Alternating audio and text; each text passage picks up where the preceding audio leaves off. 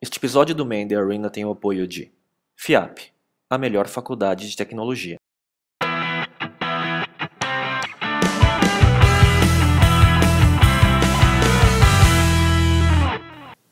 Olá, esse é o Man in the Arena, um videocast sobre empreendedorismo e cultura digital. Hoje é o nosso episódio número 45 e eu sou Miguel Cavalcante. Eu sou In Xie e o convidado nosso de hoje é o Dr. Márcio Waldman, fundador e CEO da PetLove. Boa noite, doutor. Eu gostaria de começar a conversa de hoje, que você se apresentasse e falasse um pouquinho do seu histórico profissional. Obrigado pelo convite. Eu sou um fã desse programa, eu vejo sempre. Eu comecei, sou médico veterinário, me formei em 88 e abri uma clínica veterinária num bairro central de São Paulo. E filho de judeus, né? Sempre tive o comércio muito na veia. Eu fui um dos primeiros veterinários a ter remédios à venda na clínica veterinária. Naquela época era uma heresia isso. E aí eu desenvolvi um pouco a clínica, abri pet shop, abri banho e tosa. E depois, numa viagem que eu fiz para um congresso lá nos Estados Unidos, em 1997, eu vi um protótipo de um e-commerce, em 1997, americano.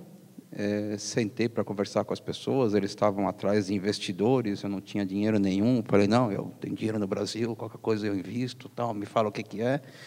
Aí eles me mostraram um monte de coisas e eu voltei assim apaixonado. Naquela época ainda era a época da BBS, não tinha internet no Brasil. Eu estava terminando o BBS, começando a internet comercial. E dali 2 anos eu sempre fui aficionado por informática e eu botei na minha cabeça que eu queria fazer um e-commerce. Dali 2 anos eu abri um e-commerce bem rudimentar num site de leilão que abriu aqui na internet brasileira naquela época. Rudimentar com palavras de hoje, naquela época era ultra moderno. Naquela época era o futuro, né? Então, em 99, isso era o futuro, né? E o que você... Isso é uma pergunta boa, é uma brincadeira do IN aqui, né? Porque o Márcio é médico veterinário e eu sou agrônomo, né? Então, a pergunta é... como médico veterinário, como você aprendeu a tocar o seu negócio, gerenciar o seu negócio, né? Então, assim, eu sempre coloquei um viés comercial na medicina veterinária que eu praticava, né? Eu sabia que não tinha condições de você crescer muito só à base de serviço, banho e tosa, clínica, cirurgia. Então, eu sempre desenvolvi bem o pet shop que estava junto com a clínica. Então, eu tive que aprender na marra, né? Noções de compra, de margem. Naquela época, eu me confundia margem com markup, né? Então, eu tive que aprender tudo isso na marra e desenvolvendo. Lógico que até hoje eu aprendo, minha formação, igual a tua, é biológicas, né? Acho que planilha Excel só vinha aprender a mexer bem depois, né? Mas a gente vai aprendendo na marra e, com bom senso, vai tentando fazer o negócio prosperar, né? Um dos momentos que eu tive que realmente tomar uma decisão super importante mesmo foi até quando eu ia com a clínica veterinária, né? Já que eu queria desenvolver o e-commerce, né? Aí, em 2005, empreendedor é assim, né? Tem toda essa loucura que passa na nossa cabeça e você faz naquele momento e só depois você fala, pô, mas você foi maluco mesmo de fazer aquilo, né? Em 2005, comecei em 99, não vendia absolutamente nada até 2004, a clínica veterinária sustentando a família, muito male, junto com o e-commerce. Em 2005, mais um rompante de loucura da minha cabeça, o faturamento do e-commerce igualou com o faturamento da clínica veterinária, pet shop, banho, tosa e cirurgia. Né? Falei, esse é um sinal.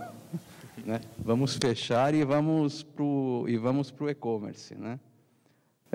Já me perguntaram isso 150 vezes, não tenho vergonha nenhuma de falar. Qual foi esse faturamento? Quando atingiu R$20.000, eu fechei, 25 mil reais, eu fechei a clínica veterinária e fui fazer um e-commerce. É uma loucura. Agora, você comentou quando ele igualou. Então, na verdade, assim, quando você fechou um negócio, você perdeu praticamente faturamento. Metade do seu faturamento. Pela metade. Como foi sobreviver a esse momento? Provavelmente, assim, se você não tiver o apoio da família, fica bem difícil. Não, foi super difícil. A família que ajudou naquele momento, lógico, né? Quer dizer, no momento que eu falei em casa que eu ia fechar a clínica e ficar com e-commerce, minha mulher queria separar, meu pai queria me internar, minha mãe queria me dar um tiro, e ali foi. E realmente, se eu não tivesse o apoio deles, seja apoio psicológico, apoio de palavra e apoio financeiro, não teria dado certo. Essa é uma das coisas que eu acho muito interessante, talvez por eu ter dificuldade de fazer isso, acho que mais gente tem dificuldade também. Se eu pudesse elaborar um pouco mais essa questão aí de, tipo, você tem um negócio que você tem mais de 10 anos que você está cuidando dele, ele é vamos dizer, seu filho querido, que é tipo a clínica e tal, e você vai matar esse bicho e vai largar e esquecer ele. Como é que... Conta mais um pouco hoje, desse processo aí, que isso acho que é uma das coisas que muita gente tem que fazer isso, né? Você tem que matar alguma coisa que está indo bem para ter alguma coisa que pode ser muito maior, né? Isso dá muito trabalho fazer isso. Mas isso é o pensamento que eu tenho hoje, né? Naquele momento, eu acho que se eu começo a voltar naquele tempo, eu acho que eu estava muito acomodado e eu sempre fui uma pessoa inconformada e sempre queria novos desafios. Queria sempre ter um negócio melhor do que eu tinha, né? Então, eu acho que, naquele momento, talvez eu não tivesse com isso na cabeça como eu tenho hoje, mas acho que foi algum instinto meu que me ajudou a tomar essa decisão. Eu sabia que a clínica não iria escalar, a gente não teria um volume nunca, com uma clínica veterinária de serviços, de banho e tosa, o cachorro ficava quase 1 hora fazendo banho lá no cachorro,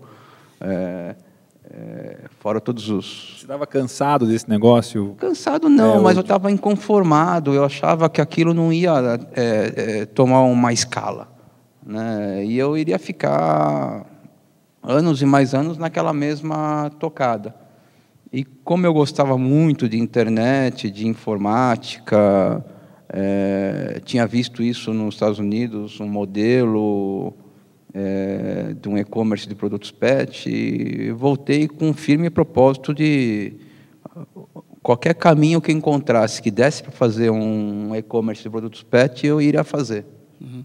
Mas o modelo, na verdade, era com uma perspectiva já de pensando que poderia ser um grande negócio, ou simplesmente falando, é um negócio diferente, porque você passa de uma clínica que é mais para se sustentar, o sustento da família, o próprio, para uma empresa que pode, eventualmente, um dia ganhar corpo, e provavelmente é o que você viu nos Estados Unidos. Não deve ter sido a Pet.com, não, né? Não foi. Foi a Dr. Foster and Schmidt.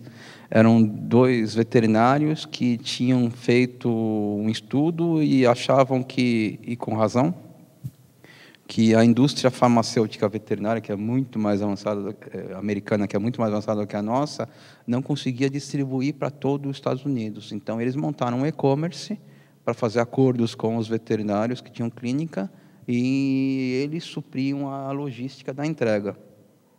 Agora, como que foi o desafio de montar a empresa de tecnologia para quem não é do setor?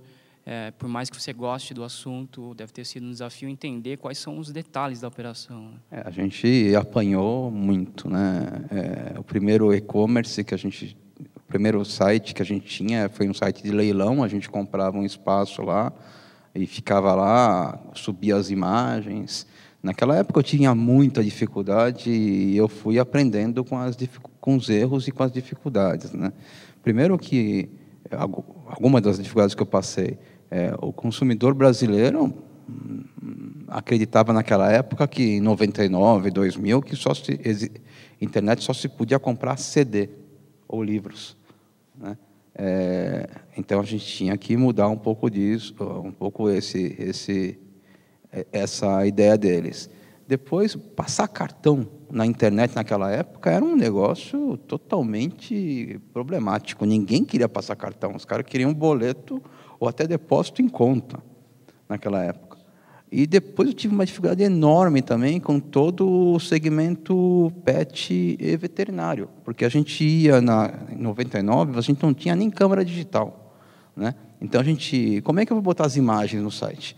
A gente ia nas indústrias, eu não tenho imagem, está aqui um panfleto e você faz o que você quiser. Aí a gente tinha os scanners, lembra aqueles aparelhos enormes, né? Escaneava e colocava no site. Então, a logística também era complicada. Eu me lembro que quando eu fui fazer o primeiro cadastro nos Correios, o rapaz do Correio veio assim, mas escuta, o Correio só entrega livro ou CD para e-commerce, não entrega saco de ração de 15 quilos. Então, a gente teve que convencer. Mas, assim, tudo isso foram dificuldades que a gente foi pegando uma por uma e resolvendo e pegando experiência disso. Nessa parte de tecnologia, como é que você resolveu? Assim? Tecnologia foi tudo terceirizado. Hoje também? Hoje já tem grande parte in-house, mas naquela época era tudo terceirizado. Você comprava um espaço na internet, em alguns provedores. O primeiro que eu comprei foi o Local, que era um site de leilão. Depois, quem é mais velho da internet aí vai se lembrar dessas épocas aí, do miracula.com.br. Depois eu tive Locasite, depois eu tive o Local Web, depois eu tive Fast Commerce, e agora a gente está com a última plataforma, que é a Vetex. Então, grande parte, tudo foi terceirizado. Hoje a gente tem uma parte terceirizada, uma parte in-house, mas, assim, um veterinário nunca conseguiria fazer alguma coisa de tecnologia própria, né? Conta mais como é que é o seu processo de contratar alguém de tecnologia, porque isso é uma das minhas dificuldades também, né? Tipo, eu sou agrônomo, não entendo nada de programação e acho que é uma dúvida bem comum de empreendedores não técnicos. Hoje a gente tem lá uma equipe de tecnologia na empresa, estamos contratando agora um líder de desenvolvimento, que a gente tem alguns projetos de tecnologia para desenvolver pela frente. Mas, assim, hoje a gente tem a ajuda dos nossos investidores, tem a ajuda de outras pessoas que trabalham na empresa e que já trabalharam em grandes empresas como Submarino, Nova.com, etc. Então, todo mundo que trabalha nesse segmento acaba aprendendo um pouco de tecnologia e a gente tenta buscar um profissional assim, né? Mas até pouco tempo atrás, a empresa era eu e 8 pessoas, né? E pessoas da operação só, né? Então, realmente, não tinha como a gente ter um time de tecnologia. Hoje, a gente está começando a já montar esse time. Bom, vou cometer uma inconfidência que eu acompanhei já o projeto do doutor já há muitos anos, e algumas vezes eu fui lá, já vi essa equipe de 8 pessoas trabalhando lá. Você foi lá mesmo, tem razão. Já fui lá. Agora, até nessa história, teve a mudança do nome. Pet Love é o nome que já deve ter talvez um ano. Como foi essa decisão e por que foi tomada, na verdade? Antes chamava Pet Supermarket?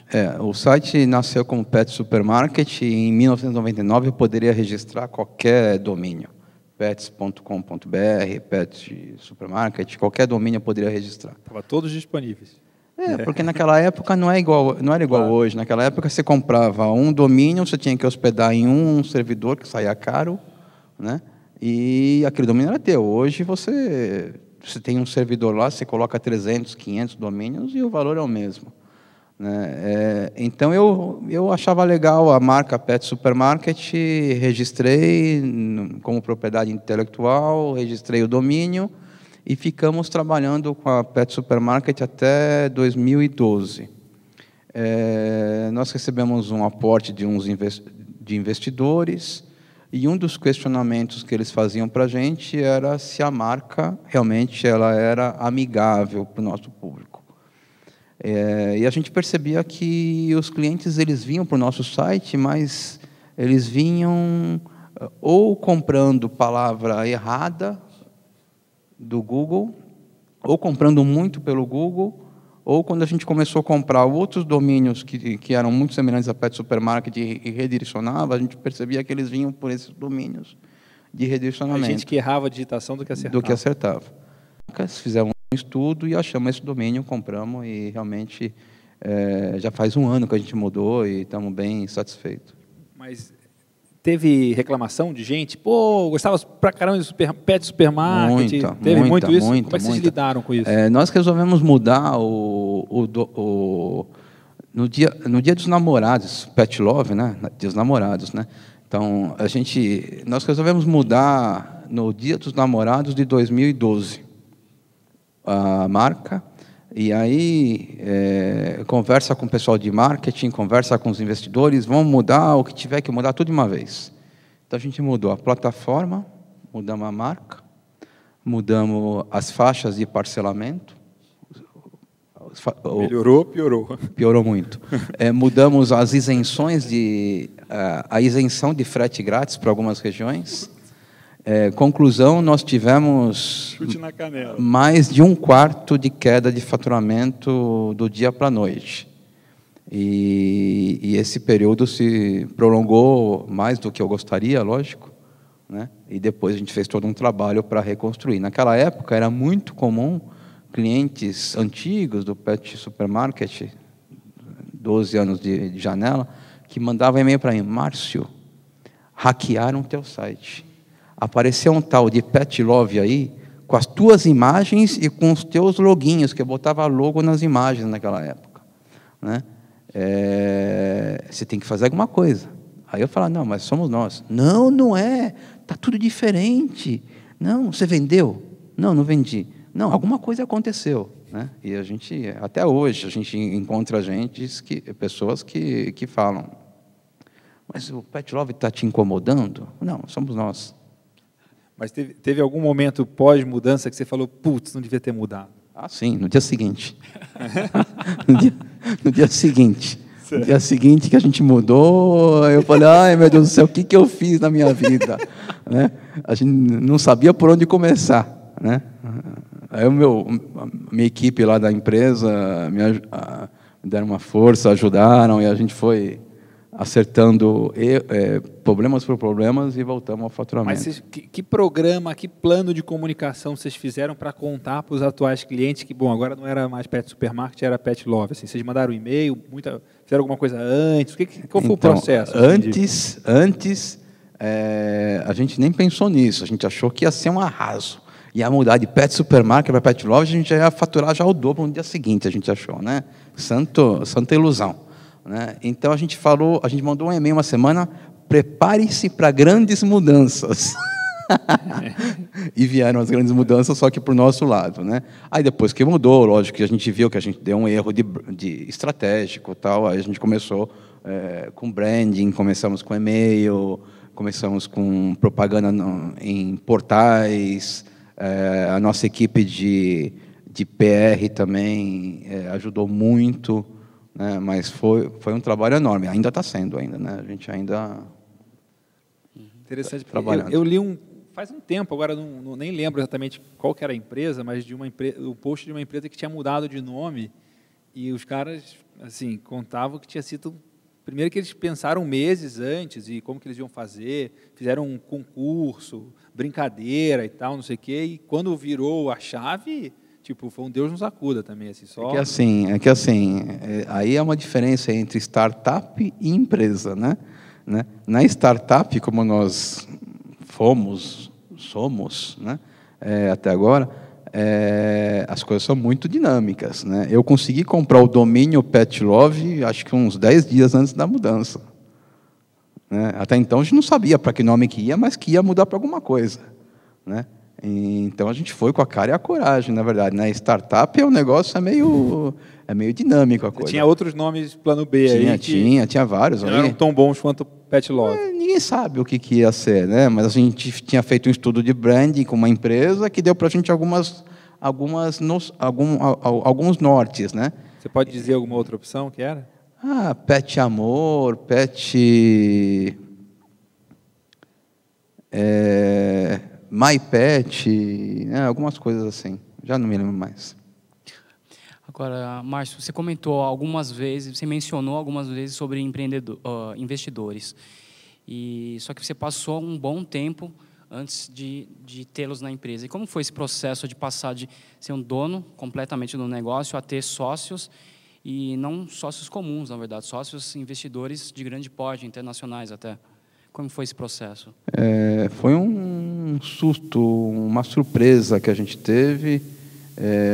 Um belo dia, estou trabalhando lá, me liga alguém e fala, olha, nós estamos querendo investir na sua empresa. Eu falei, o quê? Conta outra, né? E passado alguns dias eles vieram lá de fora do Brasil e a gente começou a conversar. Passado algum tempo a gente acabou recebendo o investimento deles, né? Foi muito difícil eu convencer a família. Como é que você fechou uma clínica e agora você vai vender o teu negócio, sabe? Quer dizer, descendente de judeu não entende muito bem esse negócio, né? E foi difícil convencê-los na família. Seus sócios não são judeus? São. Então foi difícil convencê-los na família, né? Mas eu tinha certeza naquele momento que se eu não tivesse com eles, seria pior sem eles, né? Quer dizer, então eles poderiam comprar outra empresa e fazer o que a Petrov é hoje com uma outra empresa, né? É lógico que eu tive que me adaptar a uma série de coisas que eu não sabia, reunião de board, business plan, tudo isso eu tive que me adaptar, porque antigamente era eu lá, a conta do banco e as contas para pagar e vamos em frente, né? Mas do dia que eles ligaram a primeira vez, você pensou, apareceu essa possibilidade na sua vida de ter um sócio, até o dia de assinar e ter efetivamente sócio? Como que foi esse processo de construção na sua cabeça dessa nova realidade? E que coisa que você fez para ir aprendendo e lidando com isso e entrar? Porque com certeza negócio ruim você não fez, né? Porque não, eu acho que teve um trabalho. Eu acho que foi uma excelente estratégia que a gente fez e de novo com forças do acaso, né? Tudo que eu tinha feito lá atrás não tinha a mínima noção do que eu estava fazendo, só agora que você olha já com outros olhos, né? No momento que eles vieram, me ofereceram o projeto, eu peguei um tempo para pensar, conversei com outros investidos por eles também, para sentir a pegada, para sentir o clima, né? Conversei com família, conversei com conhecidos, né? Conversei com eles, com os investidores muito, para saber quais iam ser as minhas próximas esperávamos de você, o que eu tenho que mudar e etc tal. E depois de um tempo a gente acabou fechando. Acho que demorou uns 30, 40 dias até a gente fechar. Agora, esse processo de ter um sócio e, na verdade, o sócio também traz outras empresas investidas. Você comentou até que você conversou com eles. Existe algum outro tipo de troca que você consegue obter? Ajuda mútua, intercâmbio, conversas entre esses outros empreendedores? Sim. Esses investidores, eles não trazem só, eles já te ajudam um monte de dúvida que você tem, eles já te ajudam. E existem as outras empresas investidas por esses grupos, por esses investidores no Brasil, e a gente tem um relacionamento super bom de troca de e-mail, troca de figurinha, e a gente de vez em quando se junta e faz algumas negociações em comum para coisas que todas as empresas precisam. Quer dizer, isso é o lado super bom do investimento, né? É um dos fatores muito positivos, né? Interessante. E o que você, no segmento que você está, que empresas que você olha e admira e respeita aqui no Brasil e fora do Brasil, seja em e-commerce ou seja em pet shop online? Aqui no Brasil a gente tem duas grandes redes de pet shop. Fora do Brasil já é bem mais envolvido. Você vai nos Estados Unidos, tem duas grandes redes também. Essas redes Elas têm 100 vezes mais lojas do que as maiores do Brasil, até mais às vezes. São muito grandes, são redes de 1.600, 1.500 lojas nos Estados Unidos inteiro. Na Europa você tem pequenas redes, mais grandes e-commerces de segmento pet, e a gente tem até um bom relacionamento com esse pessoal fora do Brasil. Vira e mexe, quando a gente está fora do Brasil, a gente vai trocar uma figurinha com eles, bater um papo. Quando eles vêm para o Brasil, eles vêm na empresa. A gente tem toda essa troca também, porque o segmento e-commerce é o mesmo e o produto que a gente vende é o mesmo, que é produtos pet, né? Mas agora se fala muito na questão da tendência de multicanais. E agora você até comentou das lojas físicas também terem lá fora, principalmente. Para você, dentro da Pet Love, existe alguma estratégia para atender isso ou o foco é só no comércio eletrônico? O foco é só no comércio eletrônico, por enquanto. A não ser que mude alguma coisa, mas a gente vai continuar no foco no comércio eletrônico. Em qualquer canal. Seja Mas o cliente é o mesmo, na verdade, né? Essa é a estratégia do multicanal. Né? Em qualquer canal, em vários, seja no e-commerce, no smartphone, no tablet, a gente está desenvolvendo essa parte mobile, né? Mas assim, nós não estamos com pretensão de abrir loja física por enquanto. E em e-commerce, tem alguma coisa assim que existe lá fora, nesse segmento seu, pet, de alguma coisa que você acha muito legal que você gostaria de ter aqui? O que já existe que você gostaria de ter? O que tinha e a gente acabou de lançar faz uns 4 meses foi a assinatura, o subscription. Então nós temos no nosso site, fomos o primeiro no Brasil a lançar isso, um sistema de assinatura, onde o cliente entra lá e fala: o meu cachorro come um saco de ração X por mês, com 2 ossinhos e com 3 bolinhas. Eu quero receber isso a cada 30, 40 ou 60 dias, e automaticamente a gente vai entregando para ele, né? Isso era uma coisa que tinha lá fora, e a gente conseguiu desenvolver agora no Brasil, aqui no nosso site.